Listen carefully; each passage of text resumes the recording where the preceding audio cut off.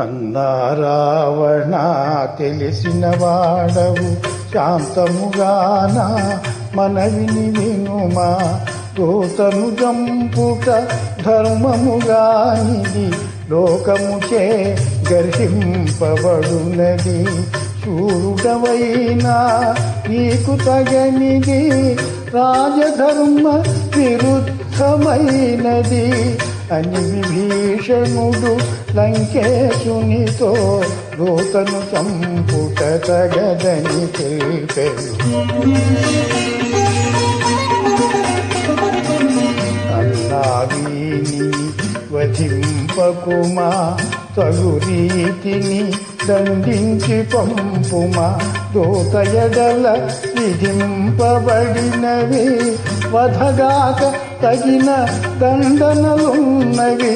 తలగొరిగించుట, చబుకు వేయుట, గురుతు వేయుట, వికలాంగు చేయుట అని విభీషణుడు లంకేశునితో దూతను చంపుట తగదని తెలిపెను. శ్రీ హనుమాన్ గురుదేవులు నాయద పలికిన సీతారామ కథ, నే పలికెద సీతారామ కథ.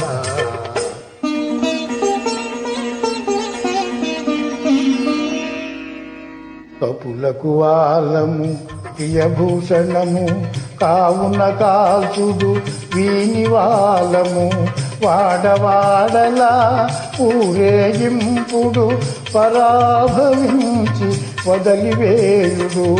కాలిన తోకతో వీడేగుగాక, అంపిన వారికి కలవంపుగాగా అని రావణుడు విభీషణునిగని ఆజ్ఞాపించెను కోపమనచుకొని. చీర్ణాంబరములు అసురులు తెచ్చిరి, వాయుకుమారుని తోకకు జుట్టిరి. నూనెతో తడిపి నిప్పంటించిరి, మంటలు మండగా సంతసించిరి. కపికుంజరుని ఈడ్చుకుపోయిరి, నడివీధులలో ఊరేగించిరి. మారుతి మాత్రము మిన్నకుండెను, సమయము కాదని సాగిపోయెను. కపిని బంధించి తోకగాల్చిరని, నడివీధులలో త్రిప్పుచుండిరని. రాక్షస వనితలు వేడుక మీరగా, పరుగున పోయి సీతకు తెలుపగా.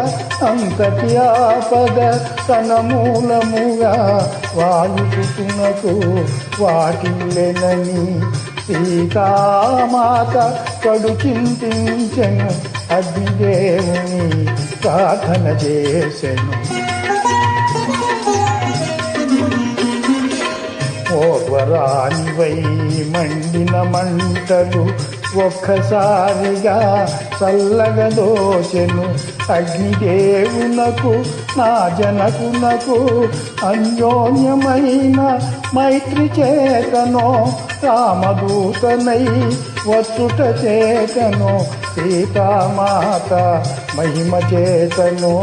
మండే జ్వాలలు పిల్లగాలులై ఈవసాగెనని మారుతి పొంగెను. ఆనందముతో కాయము వెంచెను, బంధములన్నీ తెగిపడిపోయెను. అడ్డగించిన అసురులందరినీ అరచేత చరిచి అట్టడగించెను. గిరిశిఖరము వలె ఎత్తుగనున్న నగర ద్వార గోపురమందున స్తంభముపైకి మారుతి ఎగసెను, లంకాపురమును పరివేక్షించెను. శ్రీ హనుమాన్ గురుదేవులు నాయద పలికిన సీతారామ కథ, నే పలికెద సీతారామ కథ.